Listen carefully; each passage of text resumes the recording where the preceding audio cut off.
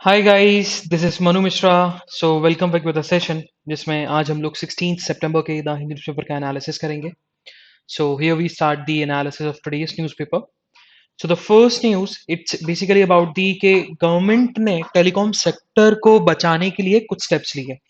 क्योंकि हम बात करें तो टेलीकॉम सेक्टर्स जो है ना, अभी बहुत बेसिकली 3-4 सालों से वो थोड़े से लॉस लॉस मेकिंग में जा रहे थे, except one telecom sector that is Jio, क्योंकि जियो की वजह से ही पूरा सेक्टर जो है एक तरीके से हैंडीकैप्ड हो गया था। उनको प्रॉफिट ही अर्न नहीं हो रहा था, तो उनके ऊपर ड्यूज चढ़ते जा रहे थे, एजीआर ड्यूज चढ़ते जा रहे थे। तो एजीआर ड्यूज होता है adjusted gross revenue. Okay, so AGR is a due. So what happen, जब भी आप कोई स्पेक्ट्रम देते हो, मतलब ऑब्वियस सी बात है, क्योंकि टेलीकॉम सेक्टर है तो प्राइवेट एंटिटी, जैसे एयरटेल हो गया, आपका आइडिया हो गया, वोडाफोन हो गया। सो लेकिन इन लोगों को स्पेक्ट्रम खरीदना पड़ता है, लाइसेंस खरीदना पड़ता है कि हम आपकी कंट्री में फंक्शन करना चाहते हैं।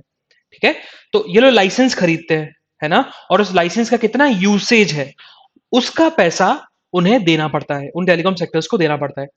सो बहुत सारा एजीआर जो ड्यूज है वो आपका आइडिया वोडाफोन के ऊपर पेंडिंग पड़ा हुआ है, एयरटेल के ऊपर पेंडिंग पड़ा हुआ है। इसी के चलते गवर्नमेंट ने बोला कि ठीक है, अभी टेलीकॉम सेक्टर जो है वैसे ही उनको फिर से रिवाइव करने की जरूरत है। तो इसी के चलते जो एजीआर ड्यूज थे, हम उन पे 4 साल का मोरेटोरियम दे देते हैं। मतलब 4 साल तक वो एजीआर ड्यूज नहीं पे करे चलेगा, लेकिन हाँ, इंटरेस्ट लगता रहेगा, इंटरेस्ट लगता रहेगा। ठीक है, इंटरेस्ट लगता रहेगा, लेकिन 4 साल तक आप पे मत करो, चलेगा, कोई दिक्कत नहीं है। और उसके बाद उन्होंने ये बोला, और भी बहुत सारी चीजें करी। उन्होंने बोला कि पहले क्या था, टेलीकॉम सेक्टर में एफडीआई जो है ऑटोमेटिक रूट के थ्रू 49% था, लिमिट लगी थी 49%। 49% ऑफ द एफडीआई आ सकता है, फॉरेन डायरेक्ट इन्वेस्टमेंट आ सकता है। लेकिन अब गवर्नमेंट ने स्टेप लिया है, गवर्नमेंट ने बोला है कि अब 100% एफडीआई आ सकता है टेलीकॉम सेक्टर में। ठीक है, और मेजर चेंजेस लिए। पहले क्या था कि अगर कोई पर्सन प्रीपेड से पोस्टपेड में ट्रांसफर होता है, या फिर पोस्टपेड से प्रीपेड में ट्रांसफर होता है, तो उसको केवाईसी करवाना पड़ता है, फिर से केवाईसी करवाना पड़ता है। KYC is know your customer.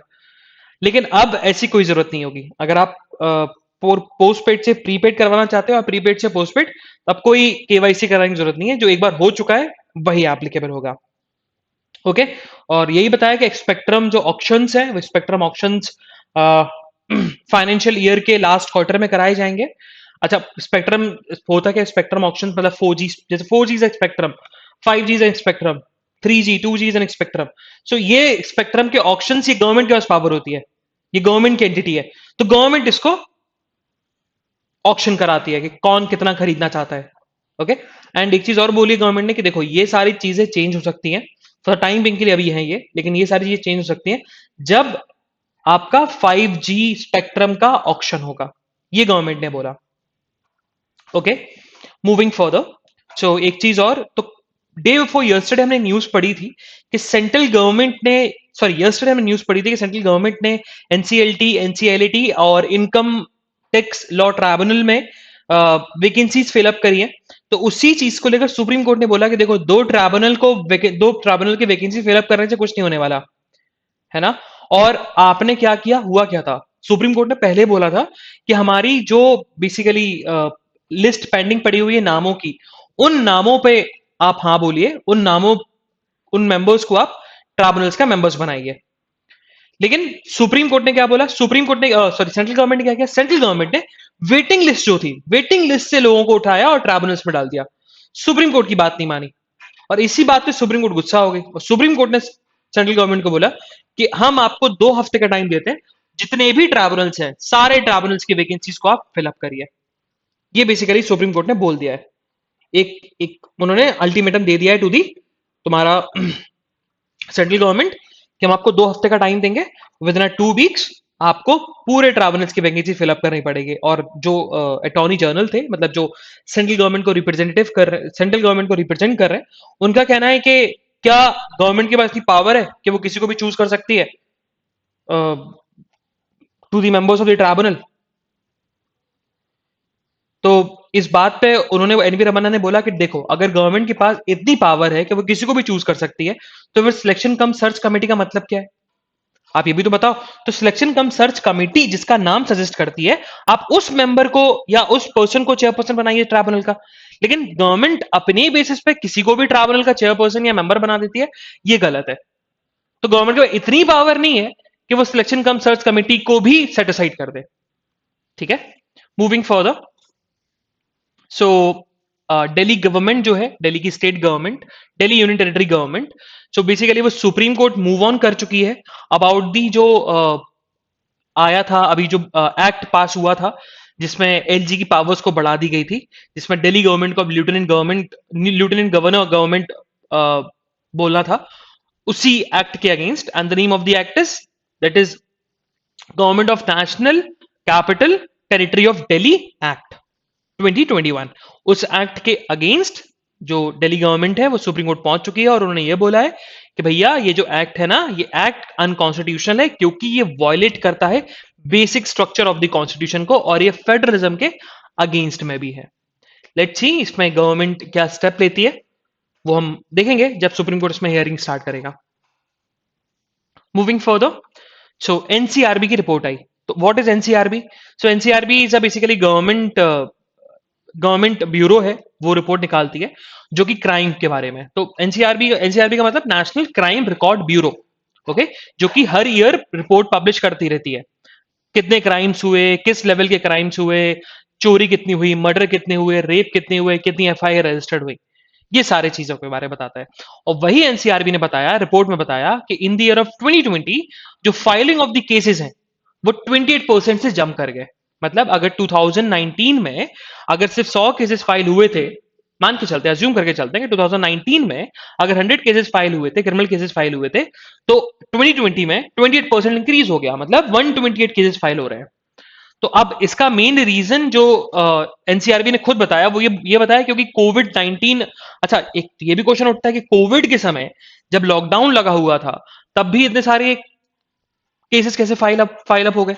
तो इसका आंसर उन्होंने बताया कि अगर हम बात करें तो बिकॉज ऑफ द कोविड ये परसेंटेज इंक्रीज हुआ, इतना रैपिडली परसेंट इंक्रीज हुआ है, 1/4 से ज्यादा केसेस इंक्रीज होने लगे। उसका मेन रीजन ये है क्योंकि मेजोरिटी ऑफ द केसेस जो फाइल हुए हैं वो इसी बेस पे फाइल हुए हैं कि हमने कोविड 19 के प्रोटोकॉल को तोड़ दिया, वॉयलेशन किया कोविड 19 के नॉर्म्स को, उनके प्रोटोकॉल्स को जो गवर्नमेंट ने दिए थे, वो मेजोरिटी ऑफ द केसेस है। Moving further, so this something about city, तो हमें सिटी के बारे में नहीं पढ़ना है। Moving further, so north east की हम बात करें तो हुआ क्या, एक केस हुआ था। व्हाट हैपन, तो एक यूनिवर्सिटी है विश्व भारती यूनिवर्सिटी। अच्छा, कभी भी तुमसे कोई पूछेगा ना कि विश्व भारती यूनिवर्सिटी जो है उसका उसका चेयरपर्सन कौन है, तो in simple way the chairperson of the विश्व भारती यूनिवर्सिटी इज तुम्हारा प्राइम मिनिस्टर होता है, वो चांसलर होता है। ठीक है, प्रेसिडेंट मतलब वो चांसलर, तो चांसलर, प्राइम मिनिस्टर सिर्फ एक ही यूनिवर्सिटी का चांसलर है, that is Vishwa Bharati university, that is in the तुम्हारा वेस्ट बंगाल। अब हुआ क्या, विश्व भारती के तीन स्टूडेंट जो थे वो थोड़े से कॉलेज के स्टूडेंट थे, मतलब विश्व भारती यूनिवर्सिटी के स्टूडेंट थे, और वो प्रोटेस्ट में इन्वॉल्व थे, है ना, और उन्होंने गवर्नमेंट के अगेंस्ट प्रोटेस्ट भी किया, और जिसके चलते जो वाइस चांसलर है विश्व भारती यूनिवर्सिटी के, उन्होंने इन तीनों बच्चों को एक्सपेल्ड कर दिया 3 साल के लिए कि आपने ग्रॉस इनडिसिप्लिन और मिसकंडक्ट दिखाया है, इसी के चलते हम आपको 3 साल के लिए एक्सपेल करते हैं फ्रॉम दिस यूनिवर्सिटी। और इस इश्यू को लेकर वो लोग हाईकोर्ट पहुंचे तीनों बच्चे, और कलकत्ता हाईकोर्ट ने बोला कि आपने जो रेस्ट्रिकेशन किया है 3 बच्चों का 3 साल के लिए, वो गलत है, उसको हटा दीजिए। वो इंस्टीट्यूशन का पार्ट है, लेकिन इंस्टीट्यूशन का वो नाम यूज नहीं कर रहे थे, है ना, अपने एजेंडा के लिए, और उससे इंस्टीट्यूशन पे कोई भी इंपैक्ट नहीं पड़ा। लेकिन इस यूनिवर्सिटी से एक नाम याद रखना कि prime minister is the chancellor of this university. कौन? प्राइम मिनिस्टर होता है चांसलर। विश्व भारती यूनिवर्सिटी का चांसलर कौन? Prime minister. अभी अभी तो 1 या 2 महीने पहले न्यूज में भी था। Moving further, so on the western side से व्हाट हैपन, तो अभी महाराष्ट्र में लोकल पोल्स होने वाले हैं, लोकल बॉडी बाईपोल्स होने वाले हैं। अब लोकल बॉडी बाईपोल्स का मतलब होता है कि आपका पंचायत म्यूनिसिपैलिटीज के इलेक्शन। अब महाराष्ट्र में हुआ क्या कि महाराष्ट्र में अभी रिजर्वेशन हट गया, मराठा कोटा वाला रिजर्वेशन हट गया। अब इसी चीज को लेकर मराठा गवर्नमेंट से कुछ लोग थोड़े से नाखुश है, और इसी चीज को लेकर मराठा कैबिनेट ने अप्रूवल दे दी है कि अभी जो लोकल बॉडी के बायपोल्स में इलेक्शंस होंगे उसमें 27% ओबीसीज को मिलेगा, और हम 15% की जो लिमिट थी इंदिरा साहनी वाले केस में उसको हम वायलेट भी नहीं करेंगे, क्योंकि महाराष्ट्र गवर्नमेंट को ऑलरेडी एक बार वैसे ही शॉक लग चुका है। क्योंकि जब मराठा कोटा हटा था तो सुप्रीम कोर्ट ने बोला था कि आपने इंदिरा साहनी वाले जजमेंट को नहीं माना जिसमें 50% लिमिट की बात की गई थी, और आपने 50% लिमिट से ज्यादा रिजर्वेशन दे दिया, जो कि गलत है। और इसी के चलते मराठा कोटा अनकॉन्स्टिट्यूशनल डिक्लेयर भी कर दिया गया था। अब महाराष्ट्र ने क्या बोला कि ठीक है, हम दोनों बातों को मानेंगे, हम लोगों को भी खुश करेंगे by giving the reservation, 20% reservation to the OBC, और हम रिजर्वेशन को लिमिट रखेंगे, मतलब अंडर रखेंगे, अंडर 50%। ये मराठा कैबिनेट ने बोल दिया है और रिजर्वेशन आ चुका है। मूविंग फर्दर, सो आज के हम एडिटोरियल की बात करें तो आज हमारे लिए दो एडिटोरियल इंपॉर्टेंट है। The third one you have to read it on your own, reason being क्योंकि अपन ने ऑलरेडी उस पर बहुत डिस्कस किया है, बेसिकली वो तालिबान से रिलेटेड है। तो आज के हम एडिटोरियल की बात करें ना, तो आज का एडिटोरियल देखा जाए तो दो हमारे लिए इंपॉर्टेंट है। That's one about the India and China, जो भी अपन बहुत सारा डिस्कस भी कर चुके हैं इंडिया चाइना के बारे में, लेकिन अपन फिर से डिस्कस करेंगे, ठीक है। Now the second one is it's about the Tamil Nadu unending dilemma with NEET. तो अभी तमिलनाडु में जो एक्ट आया था कि तमिलनाडु बाहर रहेगा नीट के एग्जाम से, तो ये और ये दोनों अपन कंबाइन करके पढ़ने वाले हैं, दोनों एडिटोरियल, क्योंकि दोनों editorial it's about the Tamil Nadu की नीट को लेकर है, ठीक है। तो हम दोनों को पढ़ेंगे, दोनों आर्टिकल का ओवरव्यू लेंगे साथ में। एंड द थर्ड वन जो आपको खुद से पढ़ना है, it's about the relationship tied to sharia law. अच्छा, इसका चलो मैं ओवरव्यू दे देता हूँ, है क्या ये एडिटोरियल सबसे पहले। सो व्हाट हैपन, ये बता रहा है कि इस एडिटोरियल में लिखा गया कि तालिबान जो 1996 से लेकर 2001 तक उसने जो गवर्नमेंट को रन किया था अफगानिस्तान में, तालिबान रिजीम जो थी अफगानिस्तान में, वही रिजीम अभी भी है और वैसे ही रेगुलेट होगी। जो वुमेन को लेकर राइट्स नहीं दिए गए थे, वुमेन्स को लेकर जो स्ट्रिक्ट लॉ थे आपके 1996 से 2001 में, वही सेम चीज रहने वाली है। अब उसका मेन रीजन क्या है? मेन रीजन है कि तालिबान जो है वो शारिया लॉ को अडॉप्ट करेगा। अब शारिया लॉ की हम बात करें, शारिया लॉ होता क्या है? तो Shariya law basically, Shariya law is a document, वो एक तरीके का लॉ है, डॉक्यूमेंट है, रिलीजियस लॉ है, जो कि हादिस और कुरान से लिया गया है कुछ कुछ। अब हादिस इज समथिंग के जिसमें प्रोफेट मोहम्मद के कुछ फाइंडिंग्स लिखी हुई हैं, कुछ प्रिंसिपल्स हैं हादिस में। एंड और हम बात करें आपके कुरान की, तो कुरान सबसे बड़ी इस्लाम रिलीजन में सबसे बड़ी सुप्रीम बुक है ना। जैसे कि बाइबल है क्रिश्चियनिटी में, जैसे कि आपके आपके गुरु ग्रंथ आपके वो है, गुरु ग्रंथ वो है, किताब है आपकी सिख रिलीजन में, वैसे ही इस्लाम रिलीजन में जो सुप्रीम रिलीजियस टेक्स्ट बुक है दैट इज कुरान। तो कुरान और हादिस से जो प्रिंसिपल्स हैं, हादिस मतलब जिसमें जिसमें प्रोफेट मोहम्मद के प्रिंसिपल्स लिखे हुए हैं, वहां से उन दोनों डॉक्यूमेंट से एक डॉक्यूमेंट बनाया दैट इज शारिया लॉ। वो शारिया लॉ देखा जाए तो बेसिकली तीन पनिशमेंट्स के बारे में बताता है। जिसमें एक पनिशमेंट ऐसी है कि अगर आपने कुछ ज्यादा ही नेक्स्ट लेवल का क्राइम किया, मर्डर किया, रेप किया, तो आपको डेथ पेनल्टी मिलेगी। अगर आपने लोअर लेवल का क्राइम किया तो आपको उसी लेवल का क्राइम मिलेगा, मतलब आपने चोरी करी तो आपको आपके हाथ काट दिए जाएंगे। That is what Shariya law talks about, है ना, वही चीज बताता है। तो लोग उसका इंटरप्रिटेशन अपने हिसाब से करते हैं, हर सेक्शन अपने हिसाब से इंटरप्रिटेशन करता है। और वही चीज बताई गई एडिटोरियल में कि वुमेन को लेकर कोई राइट्स नहीं दिए गए, क्योंकि ये अभी से समझ में आ गया कि यूनिवर्सिटीज में अगर एक ही क्लास में गर्ल्स और बॉयज पढ़ रहे हैं तो there should be a separation. Girls और बॉयज साथ में नहीं बैठ सकते और देख भी नहीं सकते। एक कम से कम एक कर्टेन लगा होगा गर्ल्स और बॉयज के बीच में। ओके, तो उसी को लेकर बताया गया, ऑथर का यही सबसे बड़ा कंसर्न है कि तालिबान विमेंस को लेकर राइट नहीं देगा, उसका कोई डिफरेंट अप्रोच नहीं होगी।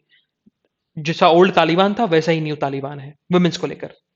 चलो, सो नाउ अपन पहले तमिलनाडु वाला डिस्कस कर लेते हैं कि तमिलनाडु वाला एडिटोरियल है क्या। सो व्हाट हैपन, अभी तमिलनाडु के असेंबली में एक बिल पास हुआ था कि तमिलनाडु जो है वो बेसिकली नीट के एग्जाम में पार्टिसिपेट नहीं करेगा। अब नीट का एग्जाम होता क्या है, तो पहले वो वन समझ लेते हैं। जैसे आईटीज होते हैं, आईटी मेंस हो गया, आईटी एडवांस हो गया, टू गो जिसमें आप इंजीनियरिंग कर सकते हो, to the IITs, top colleges in ITs,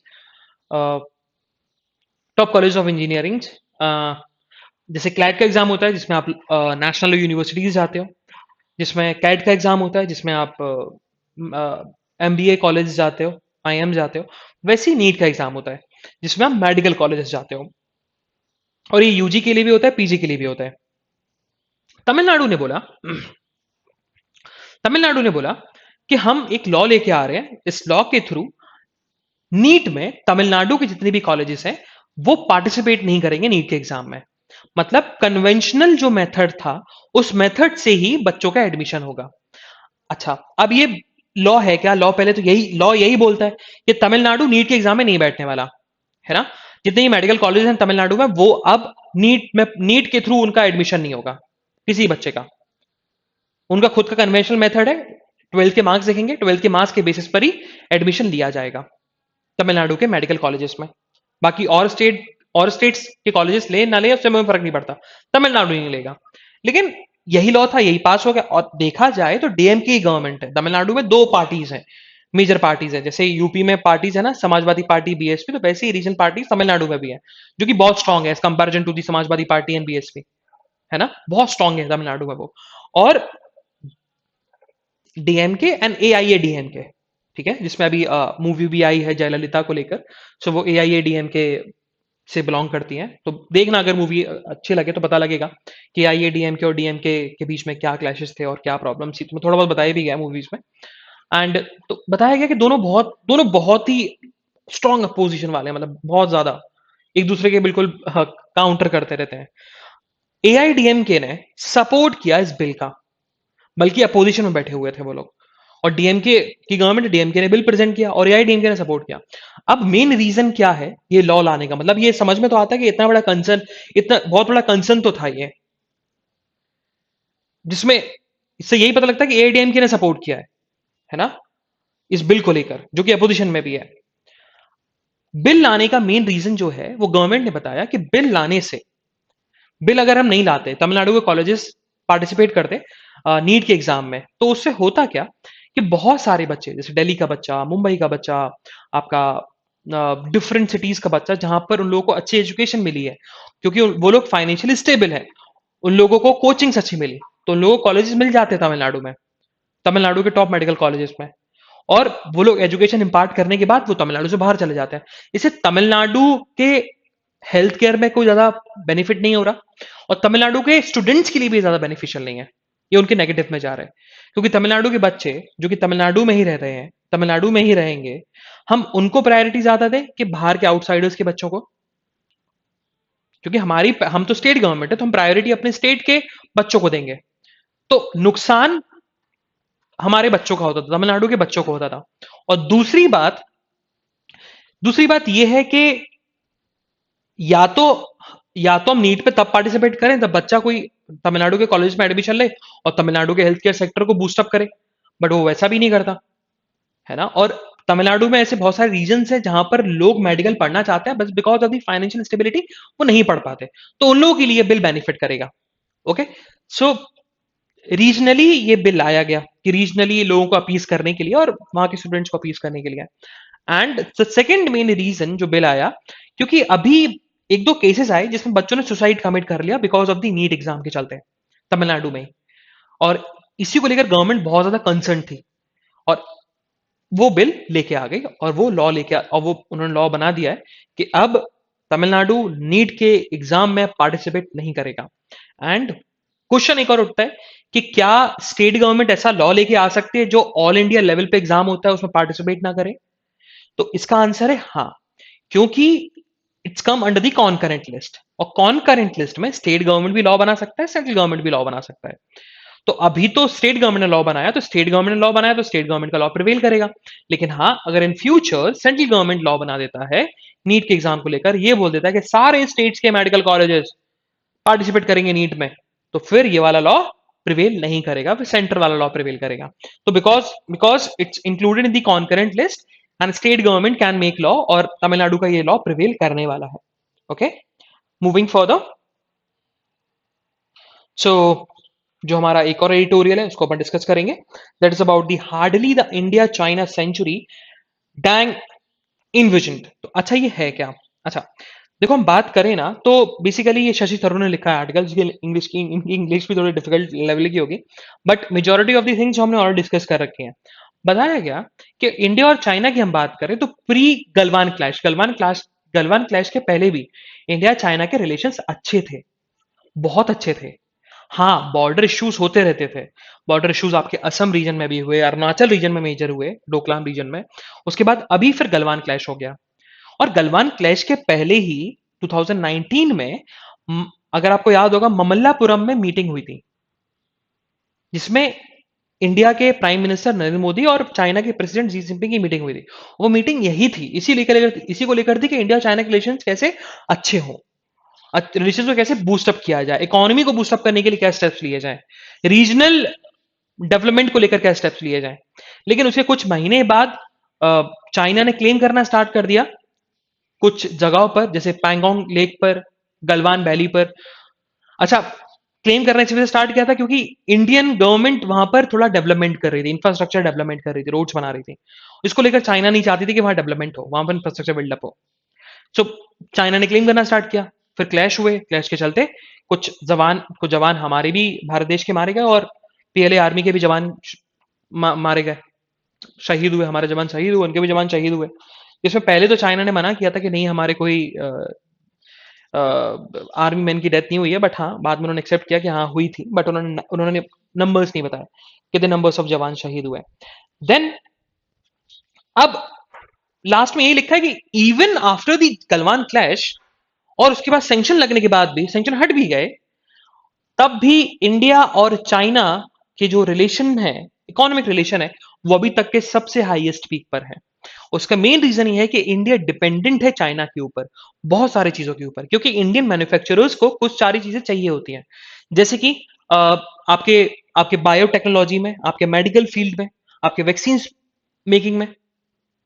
so Covid 19 के समय सबसे ज्यादा यूज यही हुए, मेडिकल इक्विपमेंट्स बनाने में। तो इसी चीज को लेकर इंडियन गवर्नमेंट जो है बहुत ज्यादा डिपेंडेंट है चाइना को लेकर, तभी वो चाइना को डायरेक्टली काउंटर नहीं कर पाता। और इसी चीज को लेकर गवर्नमेंट जो है, हमारी इंडियन गवर्नमेंट जो है, वो आत्मनिर्भर की तरफ जा रही है, मतलब सेल्फ सफिशिएंट की तरफ जा रही है, कि हम लोग सेल्फ सफिशिएंट हो जाए। तभी तो बहुत सारी स्कीम्स आ रही हैं आत्मनिर्भर को लेकर, एडिबल ऑयल को लेकर आ रही है, आपके पीआईएल स्कीम आ रही है। तो ये सारी स्कीम इसी वजह से आ रही है कि हम लोग खुद से सेल्फ सफिशिएंट बन जाए, हमें किसी के ऊपर डिपेंडेंट ना होना पड़े, तो चाइना को हम डायरेक्टली काउंटर कर सकें इसलिए। ओके, सो वही चीज बताया गया, वही चीज आगे बताई गई, दैट इज इकोनॉमिक एंगल हमारे लिए मेन इंपॉर्टेंट थिंग है ये पढ़ना। Moving further, so on the national news की हम बात करें, सो हुआ क्या कि कुछ आइसिस के या मतलब सॉरी नॉट आइसिस, कुछ टेररिस्ट पकड़े गए, और आइसिस के ऐसे स्पेकुलेशन है कि आइसिस के टेररिस्ट जो है वो जम्मू एंड कश्मीर में एंटर कर गए, जिसके चलते पंजाब के चीफ मिनिस्टर अमरिंदर सिंह ने स्टेट को हाई अलर्ट पर रख दिया है। मतलब हाई अलर्ट मतलब बिल्कुल चेकिंग वैकिंग धमाधम चलेगी। मूविंग फर्दर, सो कल ब्रिक्स की मीटिंग थी, जिसमें इंडिया ने बेसिकली इंडिया होस्ट था इस समिट का। एंड अगर हम बात करें तो इंडिया और चाइना दोनों ने ही अवॉइड किया, अपन दोनों ही नेशंस ने अवॉइड किया कोविड 19 के ओरिजिन को लेकर। इंडिया ने बोला कि देखो ट्रांस होना चाहिए investigation, but investigation should be transparent investigation होगी। और वही बात चाइना ने बोली कि इस वायरस के ओरिजिन को लेकर पॉलिटिक्स ना हो, उसको पॉलिटिसाइज ना किया जाए। Moving further, so what happened, तो प्राइम मिनिस्टर मोदी ने कल संसद टीवी लॉन्च कर दिया। सो व्हाट हैपेंड, अगर हम बात करें तो पहले भी बेसिकली प्रोग्राम्स आते थे टेलीविजन पे, टेलीविजन पे बेसिकली, जैसे कि सोनी सोनी टीवी है, तो वैसे ही आपका लोकसभा टीवी और राज्यसभा टीवी हुआ करता था, जो कि प्रोसीडिंग्स बताते थे कि लोकसभा में क्या चल रहा है, राज्यसभा में क्या हुआ, डेली उनकी एक्टिविटीज को लेकर। अब उनको कंबाइन कर दिया, साइनर्ज कर दिया, मतलब पहले अलग अलग चैनल से, लोकसभा चैनल अलग, लोकसभा टीवी अलग, राज्यसभा टीवी अलग, लेकिन उनको साइनर्ज कर दिया और एक ही चैनल बना दिया, दैट इज संसद टीवी। और प्राइम मिनिस्टर मोदी का यही कहना है कि अगर हम बात करें तो इससे होगा क्या, इट्स नॉट अबाउट दी कि हम क्या डिस्कशन कर रहे हैं। संसद टीवी या लोकसभा टीवी या राज्यसभा टीवी जो पहले थी, इट्स नॉट अबाउट दी क्या डिस्कशन चल रहा है, धूम धड़ाका हो रहा है, इट्स अबाउट दी कि हम लोग पॉलिसी भी बनाते हैं, तो पॉलिसी को एक्सप्लेन किया जाता है। उन चैनल्स पर। तो वही बात है। अच्छा, अगर कोई आपको पता होगा जो those are preparing for the civil services, तो ये लोग बहुत सुनते भी हैं, स्पेशली राज्यसभा टीवी को, है ना? तो वहाँ डिबेट्स होती हैं, अदर थिंग्स। तो उसी चीज को बताया गया कि संसद TV it's not about the debates कि हम लोग क्या डिबेट्स करते हैं, एमपीस क्या डिबेट्स करते हैं। इट्स अबाउट दी कि क्या पॉलिसीज हम लोग फ्रेम करते हैं, क्या पॉलिसीज हम लोग लेके आए इन सब चीजों के लिए। Moving further, so again on the national news, what happened? So single dose जो वैक्सीन है स्पुतनिक लाइट, उसको थर्ड ट्रायल के लिए क्लिनिकल परमिशन मिल चुके हैं, क्लिनिकल नॉट मिल चुकी है, मतलब डीजीसीआई ने नॉट दे दिया कि आप थर्ड फेज का ट्रायल कर सकते हो, कंटिन्यू कर सकते हो। सो व्हाट हैपन, तो इंडिया में अभी कोई प्राइवेसी को लेकर लॉ नहीं है ना? बस इतना पता है कि right to privacy is fundamental right, but we don't know कि प्राइवेसी को लेकर हम लोग क्या क्या हमारे राइट्स हैं, क्या क्या हम किसी को क्या पनिशमेंट मिल सकती है। इसी को लेकर डेटा प्रोटेक्शन बिल बहुत सालों से बना आ रहा है, और उसको लेकर फिर से अभी फ्रेश स्टार्ट किया जा रहा है। मतलब फिर से बोला गया कि हम लोग फिर से एक नया जॉइंट पार्लियामेंट्री कमेटी बनाएंगे, और नई पार्लियामेंट्री कमेटी का काम यही होगा कि वो नया ड्राफ्ट तैयार करे आपके डेटा प्रोटेक्शन बिल को लेकर, क्योंकि अर्ली जो पुराना वाला था वो सर्कुलेट नहीं हुआ था। इसको लेकर सर्कुलेट नहीं हुआ, इसी को लेकर हम फिर से एक नया ड्राफ्ट बनाएंगे। मूविंग फर्दर, तो सुप्रीम कोर्ट ने एक चीज बोली है कि देखो, abetment of suicide it's a crime, it's a criminal act, but अगर आपकी और किसी पर्सन के बीच में लड़ाई हुई, है ना? क्वारल मतलब लड़ाई हुई, झगड़ा हो गया, और आप वहां चले गए और उस पर्सन सुसाइड कमिट कर लिया, तो उसका मतलब ये नहीं है कि आप अबेटमेंट ऑफ सुसाइड के लिए पनिशेबल हो जाओगे, नहीं। So quarrel is not an abetment to suicide. That's what Supreme Court said. And Supreme Court said one more thing कि abetment का मतलब क्या है? abetment का मतलब उन्होंने समझाया कि जब सेकंड पार्टी के पास कोई ऑप्शन ही नहीं छोड़ा फर्स्ट पार्टी ने, मतलब मैंने ऑप्शन ही नहीं छोड़ा उस पर्सन के पास, उस सेकंड पर्सन के पास, जिसके साथ मेरी अनबन हुई, तो अगर मैं उसको इंस्टिगेट करता हूं कि आप सुसाइड कमिट कर लो कर लो कर लो, आपके पास कोई रास्ता नहीं है, और आपने उसको बोल दिया आपके पास कोई रास्ता नहीं है सुसाइड के अलावा, तब जाके आप अबेटमेंट ऑफ सुसाइड के लिए पनिशेबल हो गए। तो instigation is very very important, not quarrel. Moving further, so this something about economic, तो इकोनॉमिक में ऐसा कुछ इंपॉर्टेंट न्यूज नहीं है। सो वर्ल्ड न्यूज से क्या हुआ, एक ट्राईलेटरल सिक्योरिटी पार्टनरशिप हो गई है तीन नेशन के बीच में, that is Australia, that is आपका UK, and that is US. तो तीन नेशन है जिनके बीच में ट्राईलेटरल सिक्योरिटी पार्टनरशिप हुई है, और ये हुई है to safeguard the Indo Pacific region को। जैसे क्वाड ग्रुप बनाना इंडो पैसिफिक रीजन को, वैसे ही यूके, ऑस्ट्रेलिया और यूएस तीनों मिले हैं to for the Indo Pacific region की सिक्योरिटी को लेकर। और मेन रीजन जो है वो यही है कि ऑस्ट्रेलिया को सबमरीन्स प्रोवाइड कराई जाए ऑस्ट्रेलिया की सिक्योरिटी के लिए, वो भी न्यूक्लियर बिल्डअप सबमरीन्स, जिसमें न्यूक्लियर मिसाइल्स हो।